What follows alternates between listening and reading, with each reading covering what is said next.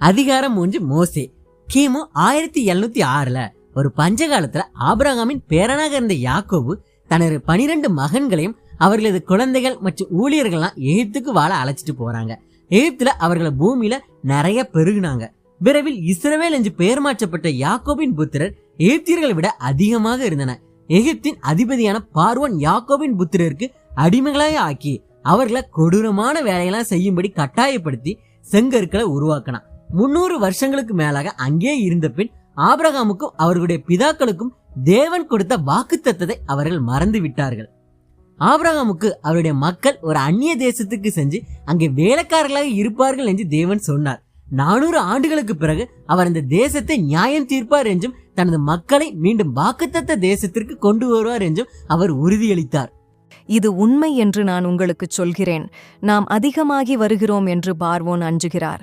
அவர் எல்லா குழந்தைகளையும் கொன்று வருகிறார். எகிப்தியர்கள் பலவீனமானவர்கள், சோம்பேறிகள். எங்கள் ஆண்கள் கடின உழைப்பிலிருந்து வலிமையானவர்கள். அவர்கள் எங்களுக்கு பயப்படுகிறார்கள். பார்வோனின் வலிமைக்கு எதிராக தேவன் என்ன செய்ய முடியும்? அவர்கள் என் குழந்தையை கொல்லப்போவதில்லை. தேவன் அவரை பாதுகாப்பார். வேணா, இது என் குழந்தையல்ல. தயவு செய்து நீங்கள் இந்த குழந்தையை கொல்லக்கூடாது. ஆதியாகமம் 46 அதிகாரம் 5-7 வசனமும், யாத்திராகமம் 1 அதிகாரம் 1-12 வசனமும் 22 வசனத்தை வாசிங்க. யூதர்கள் அதிகமாகி விடுவார்கள் என்று அஞ்ச பார்வோனு புதுசா பிறந்த எல்லா ஆண் குழந்தைகளையும் கொல்ல முடிவு செய்தாரு. உணர்தில் அம்மா, எங்களோட குழந்தை எங்கே என்று படையினருக்கும் அயலவர்களுக்கும் கேட்கும்போது நான் என்ன சொல்வேன்? நீ அவர்களிடம் உண்மையை சொல்லு.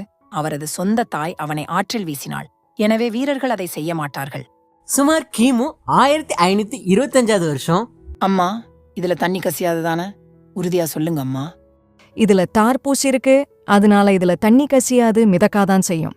நம்ம எப்போதாவது நம்ம தம்பிய பார்ப்போமா? ஐயோ, அந்த கெட்ட எகிப்தியர்கள் வாரங்களே. தேவன் அவனை காப்பாற்றுவாரு, நீ பக்கத்துல இருந்தே பாரு. பார்வோனின் மகள் ஆத்துல குளிக்க வாராங்க.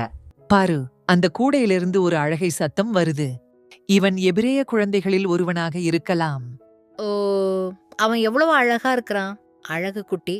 அவன் பசியுடன் இருக்கலாம். அந்த எபிரேய குழந்தைகளில் அவனை பராமரிக்கக்கூடிய ஒருவரை கண்டுபிடித்தால் நான் அவரை வைத்திருப்பேன். அந்த எபிரேய குழந்தைகளில் ஒருவர் அங்கே இருக்கிறார். இவனை பராமரிக்கக்கூடிய ஒருவரை அவள் அறிந்திருக்கலாம். இவனை பராமரிக்க ஒருவரை கண்டுபிடிக்க முடியுமா என்று பார்ப்பேன். ஒரு எபிரேய பெண்ணை பற்றி எனக்கு தெரியும். அவளுடைய குழந்தை ஆற்றில் வீசப்பட்டது. அவளிடம் இன்னும் நிறைய பால் இருக்கிறது. நான் என்ன செய்தேன்? நான் இனி எப்போதாவது என் குழந்தையை மீண்டும் பார்ப்பேனா? தேவன் அவனை பற்றி கவலைப்படுகிறாரா? உனக்கு வேறு வழியில்லை. நீ அவனை எப்போதும் மறைக்க முடியாது. விரைவில் அல்லது பின்னர் வீரர்கள் அவரை கண்டுபிடித்து கொலை செய்வார்கள். நீ தேவனை நம்பிக்கொண்டே இருக்க வேண்டும். அம்மா, அம்மா, அம்மா, பார்வோனின் மகள் ஆற்றுக்கு வந்து என் சிறிய சகோதரனை கண்டாள். அவடீர் அவனை தனக்காக வைத்திருக்க விரும்புகிறாள். அவனுக்கு தாதியாக இருக்க யாரையாவது தேடுகிறாள். அவள் இப்போது இங்கே வருகிறாள். நித்திய தேவனுக்கு மகிமை உண்டாவதாக. உங்கள் குழந்தையை இழந்தீர்கள் என்று கேள்விப்பட்டேன். நான் மிகவும் வருந்துகிறேன். நான் இந்த குழந்தையை ஆற்றில் கண்டேன். எனக்காக அவனை பராமரித்து அவனுக்கு தாதியாக இருக்க உங்களுக்கு சம்பளம் தருவேன். அவனுக்கு பாலூட்டும் போது நான் வந்து அவனை அரண்மனைக்கு அழைத்துச் செல்வேன். அங்கே அவர் எகிப்தின் பார்வோனாக வளர்க்கப்படுவார். நாங்கள் அவரை மோசே என்று அழைப்போம். மோசே வளர்ந்தவுடன் அவள் தன் பிதாக்களின் உண்மையான தேவனை பற்றி அவனுக்கு கற்றுக் கொடுத்தாள். இந்த சிறுவனுக்கும் இன்று தேவனுக்கும் ஒரு சிறப்பு நோக்கம் இருந்தது. சிறிய இளவரசரே, வாங்க, நம்ம அரண்மனைக்கு போவோமா? அண்ணம், இந்த குதிரை எவ்வளவு ஸ்பீடா ஓடும். மோசேவை பராமரித்ததற்கு நன்றி. அவன் மிகவும் ஆரோக்கியமாக இருக்கிறார். அவன் பணக்காரராகவும் சக்தி வாய்ந்தவராகவும் வளருவார். யாத்திராகமம் 2 அதிகாரம் 8-10 வசனம் அப்புறம் வாசி பாருங்க. பார்வோனின் மகனின் வளர்ப்பு மகனான மோசே எகிப்துல ஒரு பெரிய மனுஷனா வளர்ந்தாரு. அவர் பெரிய பணக்காரர், சக்தி வாய்ந்தவர். ஆனா அவர் தனது பாரம்பரியத்தை ஒருபோதும் மறக்கவில்லை.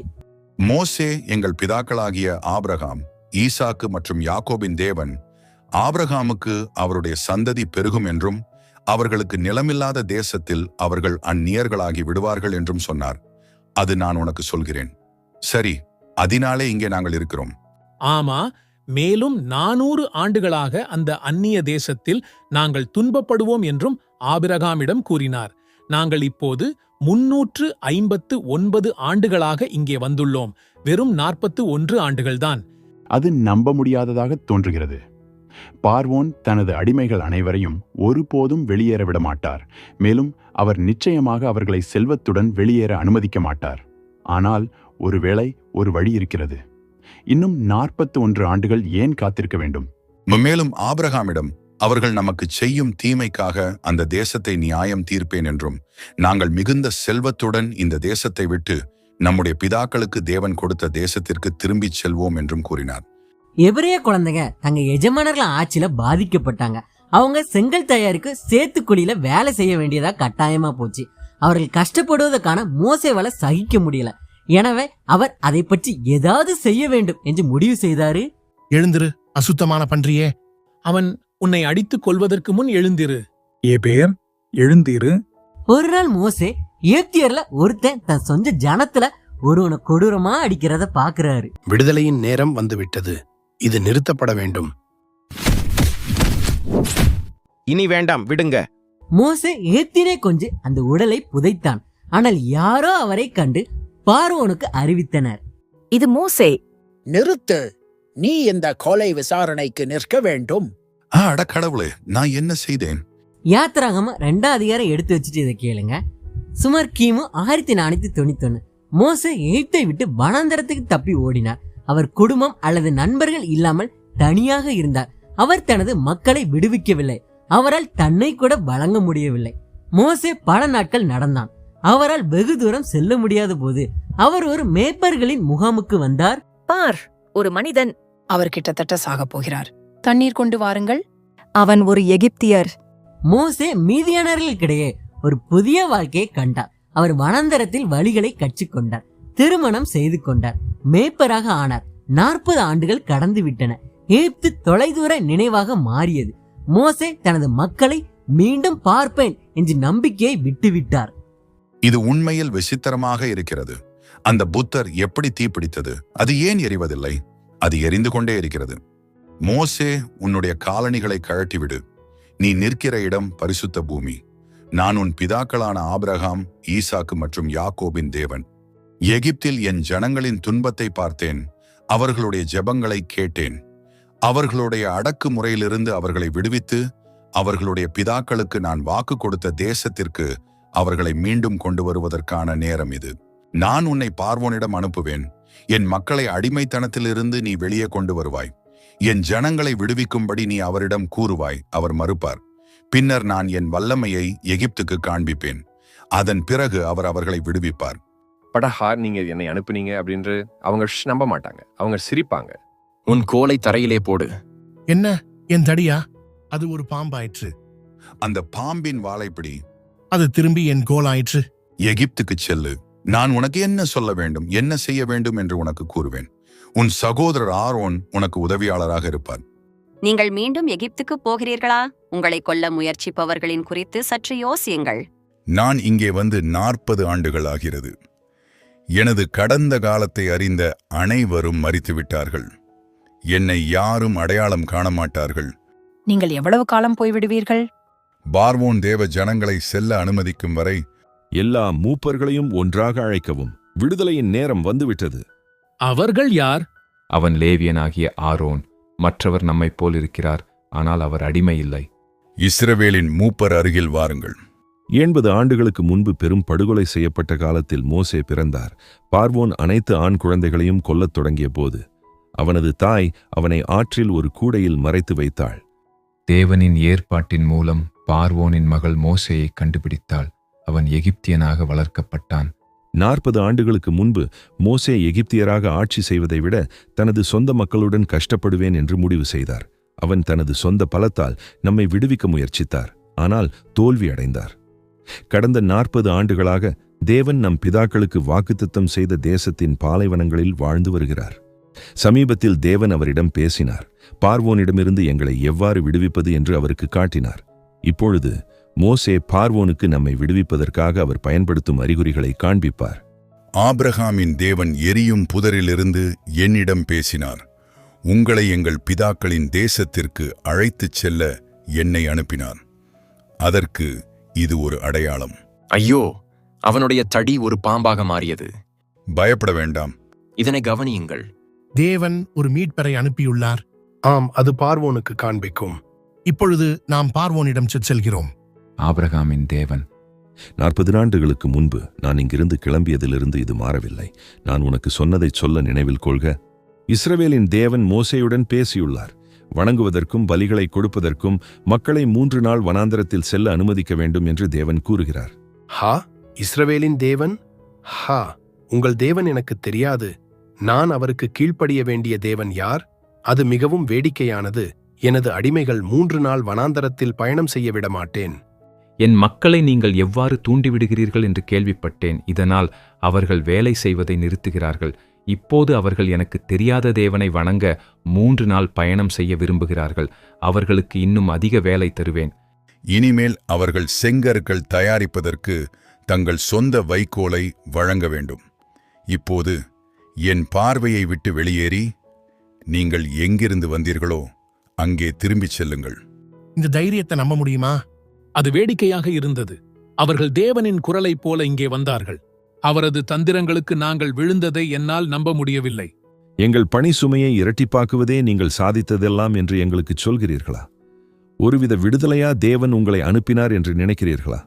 எனவே நீங்கள் செய்ய போதுமானதாக இல்லை. நீங்கள் உங்கள் தேவனை வணங்க விரும்புகிறீர்கள். சும்மா இருக்க வேண்டாம் என்று உங்களுக்கு நாங்கள் கற்றுக் கொடுப்போம். யெகோவா, நான் உமது பேரில் பேசுவதால் விஷயங்கள் மிகவும் மோசமாகிவிட்டன. என்னை ஏன் இங்கு அனுப்பினீர்கள்? உங்கள் பிதாக்களின் தேவனாகிய யெகோவா, என் ஜனமான இஸ்ரவேலின் துன்பங்களைக் கண்டேன், மேலும் அவர்களின் கூக்குரல்களைக் கேட்டேன். ஆபிரகாமுக்கு நான் கொடுத்த வாக்குத்தத்தத்தை நிறைவேற்றி இந்த மக்களை கானான் தேசத்திற்கு அழைத்துச் செல்ல வேண்டிய நேரம் இது. மோசே, நீ அவர்களை வழிநடத்துவாய். ஆனால் என்னால் நல்லாக பேச முடியாது. பார்வோன் நான் சொல்றதை கேட்க மாட்டார். ஆரோன் பேசுவார். நீ நான் சொல்வதை கேட்டு என்ன சொல்ல வேண்டும் என்று அவரிடம் சொல்லு. முதலில் பார்வோன் உங்கள் பேச்சை கேட்க மாட்டார். ஆனால் நான் மட்டுமே உண்மையான தேவன் என்று எகிப்தியர்கள் அறியும் வரை நான் அவருக்கு அதிக அடையாளங்களை காண்பிப்பேன். மீண்டும் இங்கே என்ன செய்கிறீர்கள்? யெகோவா கூறுகிறார், என் மக்கள் போகட்டும். யெகோவா பேசியதற்கான அடையாளம் இதுவே. ஹஹா, இது சும்மா ஒரு மாய தந்திரம். அது என்னை பயமுறுத்துவதில்லை. எங்கள் மந்திரவாதிகளை அழைக்கவும். அவர் இது மென்மையாக செய்தார். இது உண்மையானது போல இருந்தது அல்லவா? ஆச்சரியம், அதை செய்ய அவர் எங்கே கற்றுக்கொண்டார் என்று தெரியவில்லை. சீக்கிரம் வந்து அந்த மந்திர தந்திரத்தை கொண்டு வாருங்கள். உங்கள் தண்டுகளை பாம்புகளாக மாற்றக்கூடியது. எங்கள் பாம்புகளின் கடவுள் நெசர்ட் அதிக செங்கற்களை உருவாக்கச் சொல்ல எங்களை அனுப்பியுள்ளார். ஹா ஹா ஹா. மோசே, இப்போ நாம் என்ன செய்வது? நாங்கள் முட்டாள்கள் போல் இருக்கிறோம். பார், அவருடைய பாம்பு நம்முடையதை எதிர்த்து போராட விரும்புகிறது. அவருடைய பாம்பு நம்முடைய ஒன்றை சாப்பிடுகிறது. அது நம் பாம்பை முழுவதுமாக விழுங்கிவிட்டது. இன்னொன்றை சாப்பிட முயற்சிக்கப் போகிறது என்று சொல்ல வேண்டாம். எங்கள் பாம்பு கடவுள் நேசர்ட் கோபப்படுவார். என்னால் நம்ப முடியவில்லை. அவருடைய பாம்பு நம்முடைய ஒவ்வொன்றையும் சாப்பிட்டது. இது எப்படி சாத்தியம்? படைப்பின் தேவனாகிய யெகோவா கூறுகிறார், என் மக்கள் போகட்டும். நீ அதை எப்படி செய்தாய் என்று எனக்கு தெரியாது. ஆனால் நான் இந்த நிகழ்ச்சிக்கு 10 லட்சம் அடிமைகளுடன் பணம் செலுத்தப் போவதில்லை. என் பார்வையை விட்டு வெளியேறுங்கள். பார்வோனின் மந்திரவாதிகள் நகல் எடுக்க முடியும் என்பதற்கான அடையாளத்தை யெகோவா ஏன் எங்களுக்கு அனுப்பினார்? அங்கே கொஞ்சம் நேரம் நாம் முட்டாள்கள் போல தோற்றினோம். எனக்கு தெரியாது. ஆனால் அவர் பார்வோனின் இதயத்தை கடினப்படுத்தப் போவதாக தேவன் சொன்னார். அதுதான் நிச்சயமாக நடந்தது. என் தடி அவரது செல்ல பாம்புகளை சாப்பிட்ட போது அவருக்கு எவ்வளவு பைத்தியம் பிடித்தது என்று நீ பார்த்தியா? யெகோவாவுடன் பேச நான் ஒரு இடத்தை கண்டுபிடிக்க வேண்டும். அடுத்து என்ன செய்வது என்று எனக்கு தெரியவில்லை. தேவன் மீண்டும் மோசேயை சந்தித்து என்ன செய்ய வேண்டும் என்று சொன்னார். எகிப்தியர்கள் மோசேயை கேலி செய்தார்கள். பார்வோன் தங்கள் அடிமைத்தனத்தை கொடூரமாக்கினதால அவருடைய சொந்த மக்கள் அவரை நிராகரித்தனர். ஆனால் மோசே தேவனை நம்பினார். அவனுக்கு புரியாமல் இருந்தாலும் அவருக்கு கீழ்ப்படிந்தார். யெகோவா சொல்லுகிறாரு, என் மக்களை விடுவிக்க நீ மறுத்துவிட்டதால் நான் உண்மையான தேவன் என்பதை நீ அறிந்து கொள்ளும்படி எகிப்தின் நீர் அனைத்தும் இரத்தமாக மாறும். இப்போது அது அழகாக இருக்கிற சிஷ்டா. அவர் அதை எப்படி செய்தாரு? என் மந்திரவாதிகளை கொண்டு வாருங்கள். நைல் கடவுள் இதை தடுப்பார். பாருங்கள், என் மந்திரவாதிகளாலும் அதை செய்ய முடியும். உங்கள் மந்திர தந்திரங்களால் நான் சம்மதிக்க மாட்டேன். நான் என் வாழ்க்கையில் இது போன்ற எதையும் பார்த்ததில்லை. நீரூற்றுகள் மற்றும் சிறிய குளங்கள் கூட இரத்தமாக மாறியுள்ளன. அவருடைய தேவனின் பெயர் என்ன என்று அவர் சொன்னாரா? அவர்கள் சொல்வதை ஒருபோதும் கேட்டதில்லை. இது என்ன வித்தியாசத்தை ஏற்படுத்துகிறது? எங்களுக்கு ஆயிரக்கணக்கான கடவுள்கள் உள்ளனர். நைல் நதியின் கடவுள் கோபமாக இருக்க வேண்டும். அந்த மோசே தனது கடவுள் மட்டுமே கடவுள் என்று கூறுகிறார். ஒரே கடவுளா? அது வேடிக்கையானது. தண்ணீர்லாம் இரத்தமா மாறின 7 நாட்களுக்கு பிறகு மோசே மீண்டும் எகிப்தை பற்றி தேவனின் நியாய தீர்ப்புகளை கொண்டு வந்தார். நீர் ஏராளமான தவளைகளை வெளிப்படுத்தட்டும். யாத்திராகமம் 7ஆம் அதிகாரம் 21-25 வாசிச்சு பாருங்க. துர்நாத்தம் வீசின இரத்த நீர்லாம் திடீர்னு லட்சக்கணக்கான தவளைகள்லாம் உருவாக்கியது. எங்கள் வீடு முழுவதும் தவளைகளால் நிறைந்தது. எகிப்து முழுவதும் தவளைகளால் நிரம்பியுள்ளது. தெய்வங்கள கோபமாக இருக்கின்றன. எங்கள் பூசாரிகள் எங்கே? அவர்களால் ஏதாவது செய்ய முடியவில்லையா? அவர்கள் ஏன் அதிக தவளைகளை உருவாக்குகிறார்கள்? அந்த மோசே எங்களுக்கு கொடுத்தது போதாதா? இப்போது பார்வோன் நமக்கு இன்னும் கொடுக்கிறார். பார்வோன், பார், மந்திரவாதிகளான நாங்களும் தவளைகளை உருவாக்க முடியும். அவர்கள் கேட்டபடி அவர்களை ஏன் வனாந்தரத்தில் செல்ல அனுமதிக்கவில்லை? இது எங்களால் இனி தாங்க முடியாது. மோசேயை அழைக்கவும், நான் பேச விரும்புகிறேன் என்று அவரிடம் சொல்லுங்கள். ஆம் ஆண்டவரே, நீங்கள் சொல்வது போல். தவளைகளை எடுத்துச் செல்ல யெகோவாவிடம் கேளுங்கள். அவர் அவ்வாறு செய்தால் நான் உங்கள் மக்களைச் சென்று பலி கொடுக்க அனுமதிப்பேன். நீ எந்த நேரத்திற்கு இந்த தவளைகள் சாக வேண்டும் என்று விரும்புவாயோ அதை சொல்லு, அது அப்படியே நடக்கும். உன் வார்த்தைகளின்படி யெகோவா தேவனை போன்ற தேவன் இல்லை என்று அனைவரும் தெரிந்து கொள்ளட்டும். நாளை காலை நேரத்திற்கு இந்த யெகோவா எந்த வகையான கடவுள்? அவர் நம் நிலங்களை தவளைகளால் நிரப்புகிறார். இது தேவன் செய்தார் என்று உனக்கு ஏன் தோன்றுகிறது? ஒருவேளை இது ஒரு இயற்கை நிகழ்வாக கூட இருக்கலாம். தான் நியமித்த நேரத்தில் தவளைகள் இறந்துவிட்டன என்று பார்வோன் கண்டபோது அவன் இருதயத்தை கடினமாக்கி எபிரேயர்களை விட மறுத்து விட்டான். அது நடக்கப் போகிறது என்று மோசேக்கு எப்படி தெரியும்? அதனால் அவர் அதை கணிக்க முடியும். அந்த தவளைகள் எல்லாம் சாகப் போகின்றன என்று அவருக்கு எப்படி தெரியும்? நீ வாய மூடிட்டிரு, இல்லாட்டா நாங்கள் ஒருபோதும் முடிக்க மாட்டோம். யெகோவா மோசேயை நோக்கி, ஆரோனை நோக்கி சொல்லு, உன் கோலை நீட்டி பூமியில புழுதி மேல அடி, அப்பொழுது அது எகிப்து தேசமும் பேன்களாகவும் போகும்ட்டு சொல்றாரு. எகிப்தில் உள்ள தூசிகள் அனைத்து பெண்களாக மாறியது. நீங்கள் பெண்களை உருவாக்க முடியாது என்று என்ன சொல்கிறீர்கள்? அவருடைய கடவுள் நம்முடையதை விட சக்தி வாய்ந்தவர் என்று மக்கள் நினைப்பார்கள். மந்திர தந்திரங்கள், நீங்கள் செய்யக்கூடியது அவ்வளவுதான். ஆனால் நிச்சயமாக இது தேவனின் வேலை. அந்த இருவர் செய்த காரியங்களை எந்த மனிதனும் செய்ய முடியாது. நாங்கள் சக்தியற்றவர்கள். இயற்கையான விளக்கம் இருக்க வேண்டும், ஆனால் இது எங்களால் தாங்க முடியாது. மோசேக்கு வார்த்தை அனுப்புங்கள். அவனுடைய தேவன் பேன்களை கழற்றினால் எபிரேயர்களை தங்கள் தேவனை ஆராதிக்க விடுவேன் என்று அவரிடம் சொல்லுங்கள். பேன் போய்விட்டது, ஆனால் அடிமைகளை என்னால் விட முடியாது. எல்லாவற்றிற்கும் மேலாக அவருடைய கடவுளால் வேறு என்ன செய்ய முடியும்? தேவன் மோசேயுடன் பேசினார். தேவன் கூறுகிறார், நான் எகிப்துக்கு திரளான ஈக்கள் அனுப்புவேன். உங்கள் வீடுகள் ஈக்கள் நிறைந்திருக்கும். ஆனால் இந்த முறை நான் எகிப்தியர்களுக்கும் எபிரேயர்களுக்கும் இடையில் ஒரு வித்தியாசத்தை ஏற்படுத்துவேன். அப்பா, ஏன் எங்கள் பாதிரியார்கள் இந்த மனிதனை நிறுத்த முடியாது? அவர்களின் சக்தி எங்கே? எனக்கு மதம் பற்றி எதுவும் தெரியாது. நான் எனது சொந்த வேலையை மட்டும் கவனிப்பேன். அவர் சொன்னது போலவே இருக்கிறது. எபிரேயர்களிடையே ஈக்கள் இல்லை. இது அவர்களின் தேவனின் வேலையாக இருக்கிறது. மோசேயை கண்டுபிடி. நீ போய் உன் தேவனுக்கு பலியிடு, ஆனால் எகிப்து தேசத்தை விட்டு வெளியேறாதே. நாம் குறைந்தது 3 நாட்கள் பயணம் செய்ய வேண்டும். நீங்கள் செல்லலாம் என்று நான் சொன்னேன், ஆனால் நீங்கள் வெகு தூரம் செல்ல முடியாது. இப்போது உங்கள் தேவனிடம் பேசுங்கள். துர்நாற்றம் வீசும் இந்த ஈக்களை எடுத்துச் செல்லும்படி அவரிடம் கேளுங்கள். முழு எகிப்திலும் ஒரு ஈ கூட உயிரோடு இல்லை. இது ஒரு அற்புதம்.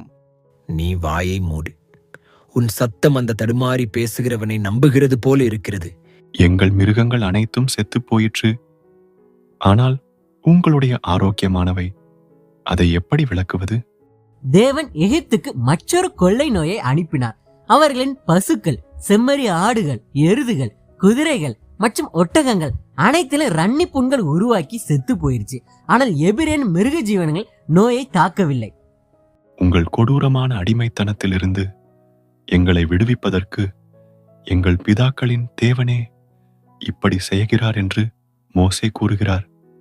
ஆனால் நான் ஒரு எளிய மனிதன். இது போன்ற விஷயங்களை பற்றி எனக்கு தெரியாது.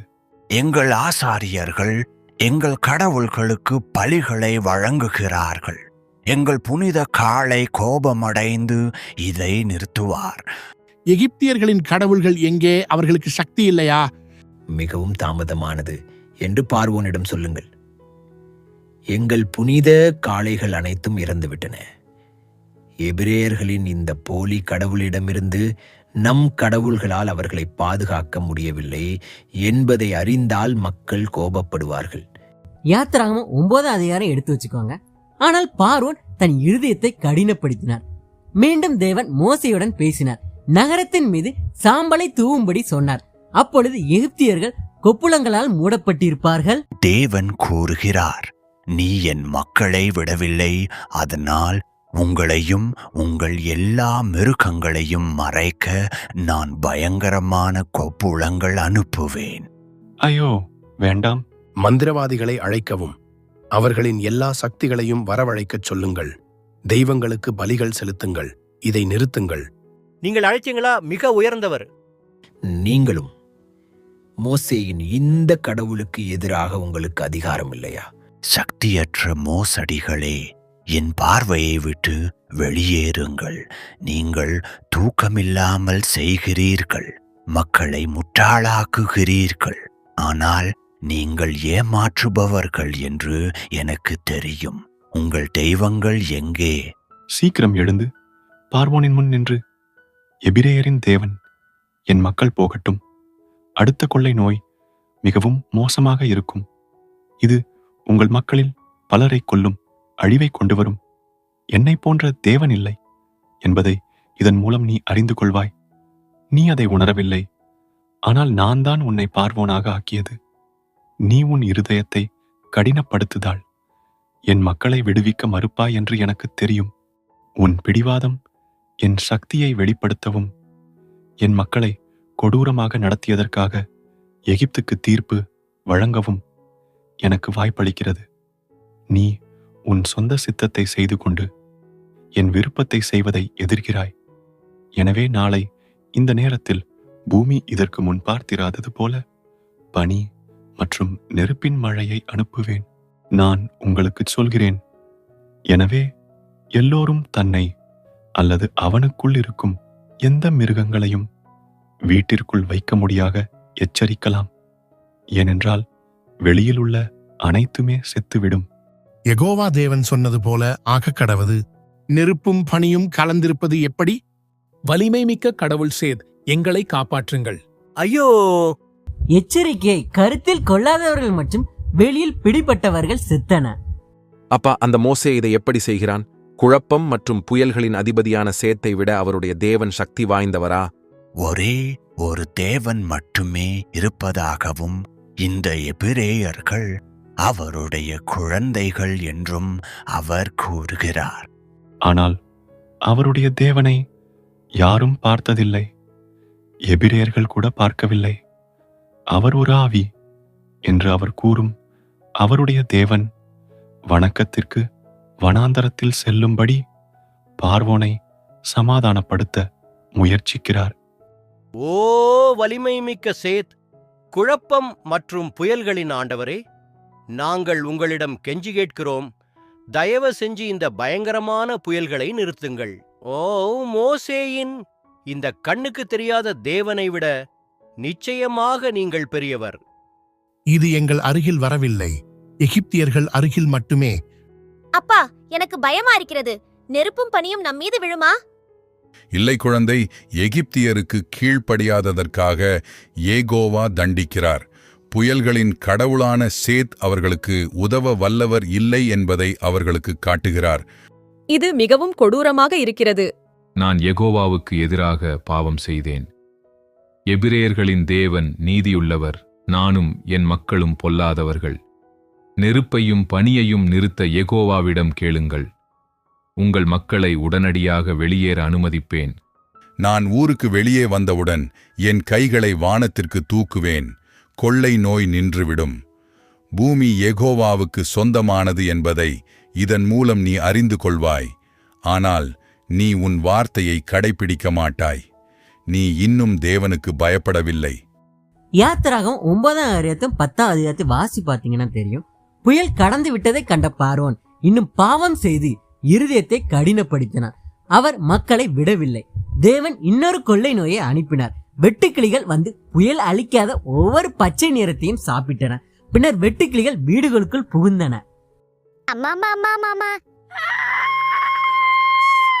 அதை எடு. கேப்பாய்ஸ்வரங்கள் இந்த கடவுள், எபிரேயர்களின் இந்த கடவுள் நம் பயிர்களுக்கு என்ன செய்கிறார் என்று நீங்கள் பார்க்கவில்லையா? ஒசைரிஸ், இந்த நாளில் உங்களை வலிமையாக காட்டுங்கள்.